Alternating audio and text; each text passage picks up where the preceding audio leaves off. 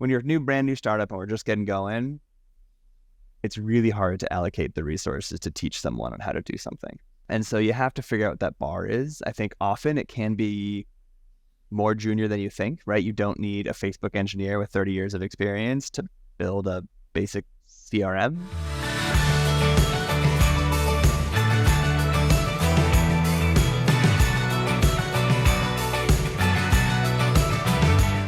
Hey everyone, today on Scaling Tech, we are talking about hiring employees, specifically onshore versus offshore, which is really relevant right now with today's hybrid world. We're talking with Joe Burgess. Hey Joe, how you doing? We're doing well. Awesome. So before we jump in, a little bit about Joe. So he started his career as a software developer and teacher at Flatiron School, who I personally love Flatiron. I've been a big fan since day one. And then as Flatiron grew over the years, Joe transitioned into leading teams of engineers, data scientists, designers, and educational professionals to build the education product that Flatiron then delivered to thousands of in-person students and tens of thousands of students online. Now, Joe is a co-founder of Ribbon Education, so carrying through that education thread in your career, where you do many things, but really focus on both engineering and sales. And so, Joe, we talked a few months back, and you told me that you think that you kind of hired wrong for a while when it came to full-time employees. And given the fact that, for the last several years, many tech teams have been hybrid, more remote than before, and you kind of learned some stuff. So that's what I want to dive into today. So let's start with just kind of walk us through your journey, and then we'll kind of dive into some specifics and things that you came across. But yeah, tell us more. Definitely. So this was, I'd done a bunch of hiring at Flatiron School. I mean, I don't know, we had 600 employees or something like that. And so about 150 on my team. And so I'd done a huge amount of hiring, but a very traditional style. So all in person, all kind of, we had an office in New York, we had an office in London. It was very the same style of hiring that, we've done for the past 100 years, 50 years. Mm-hmm. I think we did it well, but very kind of traditional. Now that we're post-pandemic, and I think, the whole world of hybrid work and remote work has really shifted. And additionally, now that I'm a founder of a company and trying to manage, how do I do cash efficient innovation? We kind of looked into what is an onshore versus an offshore resource, how are the price differences on salaries, and then what's the quality difference, and not just quality of work, but quality of team culture and kind of building a team that I want to work with. Mm-hmm. And so right out the gate, I'm going to be honest, I had no idea what we were doing to hire offshore. I asked a few friends, and the answer was go find some people on Upwork, and then you'll start learning from there. And so that's what we did. So the first, I wrote one half of the app. Another half of the app was written by a person I found on Upwork. And the thing I kind of went through a bunch of people. So I would say in the first 6 months of the company, we went through 4 contractors through Upwork. All working at different times. Working at different times. It wasn't that I had a team of 4. It was when we had just started. We barely raised money. So I was just me and another person. And we'd gone through 4 in 4 months or something like that, 4 and 5 months. That's a lot. And it was a lot. Exactly. It's terrible. And I had this moment of, is this just some kind of fake thing people talk about on Twitter, and that it's actually a terrible experience to work with offshore teams? And I found that hard to believe. And I talked to a few of my other friends who are leaders of offshore teams, and they just said, look, you're just hiring wrong. You're just looking at the wrong people. Your interview is completely off. And ultimately, you need to think about this much more of the same experience of how you did interviewing and hiring for your onshore and normal resources. They just happen to be located in Poland or in whatever. And that was helpful to me. It was a friend of mine who's one of the co-founders of Recoded, which is a nonprofit. They're based all over the world. And that's when I kind of took a step back and really thought through what I wanted to change. I honestly stopped trusting some of the platforms as much.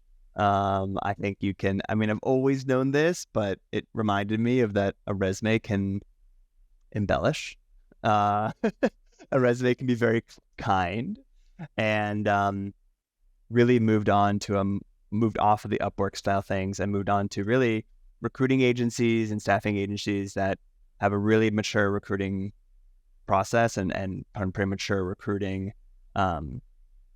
flow before they kind of get to me, and then also upgrading my own interview questions and what I was looking for in talent that we were hiring offshore.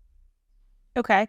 So I have many questions, but I want to know, like, you had talked through this a little bit just now, but was there a single moment when you realized that you had like made a mistake? Because you went through 4 people, and then Yeah. so you did reach out and ask someone, okay, what give me some That advice was and feedback. But there was like, was it the folks were leaving? Were they not? Were you letting them go? Like, at what point we were you were like, oh, letting them maybe this go. is okay, So it was all contractors, and so it was all okay, short-term things. We're just not renewing contracts. okay, And the turning point for me really was a conversation with Ali from Recoded, she was the co-founder of this Recoded. They're an amazing organization. They teach refugees in the Middle East. They're incredible. And she has a team all over. She's a team of 60 all over the world.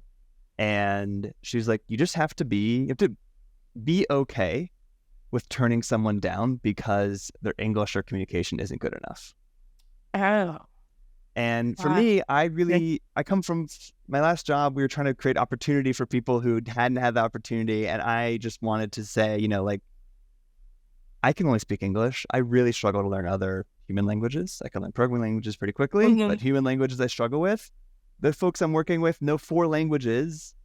It's okay if their English isn't perfect. We'll communicate more via written or it'll be a little bit slower or something like that. But I think the turning point for me was honestly just a bit of maybe a license or an acceptance or an okay from another person, that if the person you're interviewing, who you really want to bring on as a member of the team, this is not just, hey, go build a landing page, here's the exact spec, that kind of stuff. It's okay to be incredibly excited about someone's technical skills and still pass on them if you're just like, I just couldn't communicate well with them. Yeah, and I think this is highlighting a very important point, which is, okay, what are the requirements of the job, and I think that there are many things where you really have to kind of write it down and really understand what those boundaries are, right? Yeah, because you have to be able to, a team ought to be able to communicate at XYZ level, so that you can get work done, right, efficiently. And I think whatever that is for each team might be different, and it also is going to be different based on the work, right? If there are clear specifications that you can bring to a team, then their technical skills are the requirement for the job, right? And the verbal communication skills are not maybe as important in that case, right? But if there's communication, if there's one-on-ones, if there's daily stand-ups, then certainly the feedback, and for the other person as well, right? The other person needs to be able to understand what they could ask of you as well, right? And you don't speak their language, so you're probably not fulfilling their requirements either. Exactly. So that's really interesting. Now, did you learn anything, any things that you're leaning into, or any things that you're running away from all of your time at Flatiron? Because I know at Flatiron, of course, you've not only hired lots of folks, but also trained tens of thousands of folks. So how, and those folks have then gotten hired at companies, right? Absolutely. So what lessons have you learned from that journey? I mean, one thing I'm just very grateful for is I really think that being a teacher and being a manager have a lot of overlap skills. And so I'm grateful that I had the opportunity to teach for 3 years, because as a manager, and I was a manager at Flatiron School and I'm still a manager now, I'm significantly more equipped to handle difficult students and handle difficult employees and and push people without figuring out the right level you want to push people, and all the stuff that comes from, I think, a good teacher or a good manager. There are a lot of overlaps. On the hiring side, at Flatiron School, because I had seen such the power of junior developers and junior talent, we were creating so much, I was fully on board with, let's hire some junior talent and train them. It is. Because I'm a great trainer. I'm a teacher. I'm very comfortable with that. Love doing it. And so I brought that over to Ribbon, and it's been good and bad. And so I think it's a double-edged sword a little bit. So one point we found out is, I knew this kind of coming in, but I was hoping it wasn't true, which is just when you're a brand new startup and we're just getting going, it's really hard to allocate the resources to teach someone on how to do something. And so you have to figure out what that bar is. I think often it can be more junior than you think, right? You don't need a Facebook engineer with 30 years of experience to build a basic CRM, right? Or a basic kind of create, read, update, delete app. But you do need enough experience where they're able to really work independently. And that's part because we're a small company, right? We're 6 employees. And then it's 10x when you go to remote, when you go to both remote and especially offshore. Right. Ultimately, right. I think managing offshore folks is technical management, engineering management on hard mode. And so you need to stack the deck in your favor as much as you can, because you're stepping into playing on hard mode. And so I think it's really, really hard to have junior offshore talent, especially at a small company. Yeah, I'm wondering 2 things. The first I'm wondering is, does that challenge improve if you also have, if you kind of have an offshore team, right? So, or at least a pair, right? Where absolutely. there is a senior member in the same room or time zone, right? Those are 2 different things, And but language. Is that right? The same language. Do those things ease the burden that you're talking about? It's a great point, and it does, absolutely. So if you have a senior dev who's in Poland and speaks Polish, and then you end up I think you definitely could bring a junior dev on that speaks the same language. And what's important here is that the lever is the language, not the time zone or the location. Oh, okay. So that's okay. I understand it now that you say it out loud. But before you said it out loud, I wouldn't have. I would have put time zone as an important. It is important, but you're saying the language is the lever. Language is the whole thing. Yep. Okay. Sure. It's more convenient if they're on the same time zone. Absolutely. And it's more convenient if they're in the same city and they can meet up and you can build some in-person culture. That's phenomenal. Absolutely. But the thing that is the most important is the language side. And so, any way you cut it, once you have an offshore team, you are committing to a more asynchronous culture. You are committing to a more written culture versus a more spoken culture. And so what that means is you're going to have to tackle the time zone issue no matter how you cut it. So that if a few hours time zone between 2 Polish speakers in Europe is not going to be a big deal, because if you're doing this right as a remote team, you're already tackling the time zone issue. Okay. So I want to we've talked a little bit about some of the missteps that you took and some of the kind of iterations that you went through. I want to start to talk about kind of pivoting towards things that are going well, or even if you're still learning, right, what you are doing well. And so my first question is, you had mentioned you switched from the kind of third parties that help you find these employees, right? Yeah. You switched from hiring one-off contractors to using staffing whether it was agencies or what.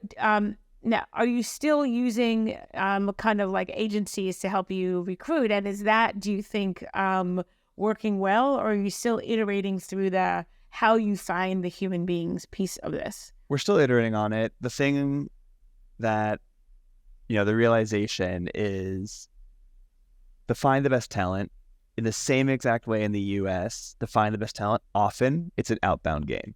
It's you're going to be reaching out to people, you're going to be building a network and all that to find the best talent. Yeah. Right? I mean, sure, unless you're Facebook or Meta or whatever. I mean, Facebook or Google, of course, they get a bunch of inbound. But for most of us, it's an outbound game, right? And a network game. And that is true in remote and offshore as well. And so you have to figure out, how do I solve the network and the outbound problem? And the easiest way to do that is there's a few different models, and I can go into it if it's interesting, but there's either a staffing agency or recruiting agency who has the people, the language, and the location to do that outbound game for you. In theory, I could, and this is on my list of things to try out, is like, could I do the outbound game from the US knowing only English? Maybe. I haven't tried it yet. But it's just like it in the US, where it's an outbound game, and that's how you find the best talent. And so we've been pretty happy with our staffing agency that we've used to find folks. We have some folks in Poland and some folks in Colombia. Been pretty happy with them to help us do all that, and they made it happen. And the key to it is that it's not like, it's so nice. You go on Upwork and you post a job, and you go to sleep and you wake up and you have 40 proposals from people who seem reasonable. And that is addicting, because it feels magic. Right. Because you could you could go from a job posted to work started in 3 days. Feels like magic. But if you're looking for someone that's a long-term relationship, it's pretty similar to engineering hiring in the US. It's a 90-day game. Yeah. Right. Okay. And so you just have to be ready for that. And it's a little bit difficult because all the staffing agencies and recruiting agencies can be kind of expensive. Right. But I can go into it. It's a de-risked opportunity, so it's not that bad. Right. Now, are these folks that you are now bringing on offshore, are they full-time employees? Yep. Okay. Yep. They're all full-time employees. Due to kind of how the staffing agency situation works right now, they're all hourly, technically. We'll probably move them to salaried, normal employees. Okay. There's a bunch of legal stuff I'm figuring that you have to sift through. Right. Because there's lots of employment laws that are different in different countries about how you onboard someone. The rules are on how you offboard someone, and that can be a whole nother conversation. But it is very important once you're talking about hiring folks as employees to really thoroughly, again, have a connection to someone that really understands that stuff. Absolutely. Because to protect your business and the employees and everyone involved, it's really important to understand what all of the local laws are. And to be clear, this is a well-trodden path. Mm-hmm. So it feels it felt intimidating to me, because I was like, I know nothing about the legal system in Poland. I don't know anyone else in Poland. How am I ever going to figure this out? But it's a well-trodden path. Lots of lawyers out there can help you with it. There's services like remote.com or Deal. JustWorks is about to launch, I think, an international contracting product. So there's products out there that make this happen. So it is, I would say, complicated, but it's well-trodden. A bunch of people do it, and you'll be fine. Yeah, I think that's just that dichotomy between, I know intellectually that this is a problem that other people have walked the path, yet it is still daunting to go down that path yourself. And I think a lot of it has to do with, it's so far away physically, even though you can log into JustWorks and get a contract. There's something about the physical distance that makes it see. Absolutely. It's not just physically, and it's also a cultural difference, because all of a sudden you'll run across things and it'll be in Polish. And you're like, oh my gosh, I'm going to translate this, whatever. Anyway, so a lot of these services kind of go that away, and you're ultimately trusting a third party to make sure it's fine. But I don't know, that's how all lawyers work. You're always trusting the lawyers doing employment law correctly in the U.S. Exactly. So then how about from a culture perspective, have you or do you plan to spend time with the folks in other countries, right? Because I think that's another thing that people have talked with me about over the last 2 years is how do you think about co-location now that teams are more hybrid and more distributed than before. I mean, there are many companies that have been global for decades, right? So this is not a new phenomenon, but it is a more adapted phenomenon of smaller companies being more Got distributed, easier. For sure. So what, like, again, you have a small startup, right? You're hiring folks in other countries. Like, how do you, so now you figure out how to find folks that are in it for the long run with you. And so now how do you build that team culture when you're so far apart? So there's two categories of work you do, right? There's the work you do remotely. So that's the work you're doing every day. It's the kind of routines of your engineering practice. It's the routines of your social practice, all that. And so we can talk about that. And then there's the in-person culture building, which is the easiest one. Is you fly everyone to some central location and have a great weekend together. Right. That latter one is a little bit expensive, and we're still, trying to be cash efficient. And so that's always a consideration, but it's valuable. So it's on the table. And then two, just to be honest, on our team, a lot of people on our team have kids and young kids. And so doing a time where we take them away, like, it's not just away for the day, right? It'll be away for 4 days away from their kids is tough. Not everyone has childcare, parents nearby, right. a spouse, and so we're trying to be cognizant both of the toll to people who have kids and other kind of family requirements, as well as, of course, the financial toll of it. I would love to get us to come together. I think there's a chance we might do it, I don't know, somewhere in Europe. I'm not sure, but that is one option. And then the other one that we practice every day is both our asynchronous engineering and kind of day-to-day practice, and our asynchronous kind of social practices. And so one thing we're starting to do more of is, and this feels silly, is game time. So, once a month or maybe other month, we're doing like a bunch of games you can play from home that we're playing together. One of them, Codenames, is great. There's a bunch of them. I think one part that's hard about an async culture is you have to schedule fun. Yeah. Which feels lame, really ridiculously lame.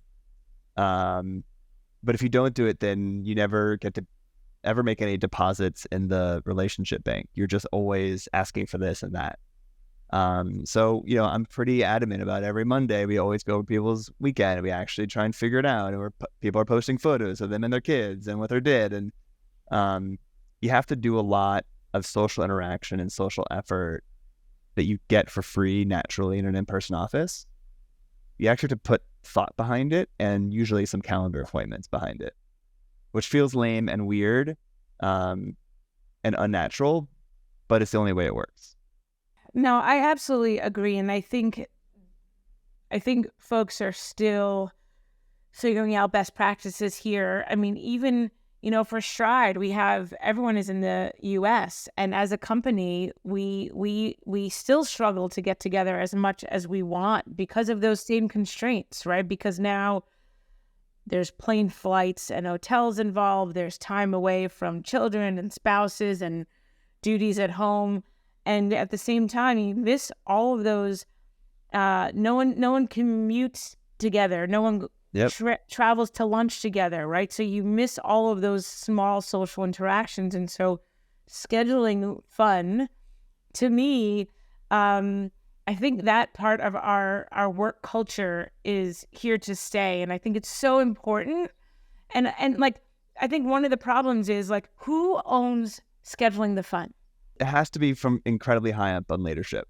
I think, right? Otherwise, it'll come off as I'm paying you to play video games for an hour. And so I think it has to come from pretty high up, or someone who has a lot of political abilities within the org.